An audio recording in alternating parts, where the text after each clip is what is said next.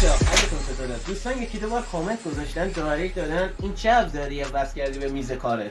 ببین دوستان اگه تو خونت کارگاه میز کار داری یا چهارپایه‌ای داری میتونی خیلی راحت یه سنگ برز رو میزی واسه خودت درست کنی، کارتو باش راه بندازی. بیا جلو. این دینامی که من بستم به میز کارم دینام لباسشویی دوقلوئه، اونم واسه خشک‌کنش.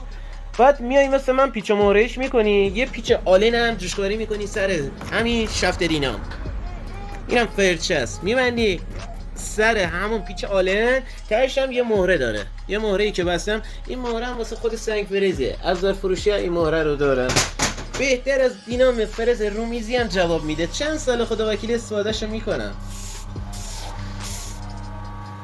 بعد میتونی یک کلید سکول هم بذاری که چپ راست به چرخه. آقا یا علی، امیدوارم نهایت استفاده رو دوستان ببرم. یا علی.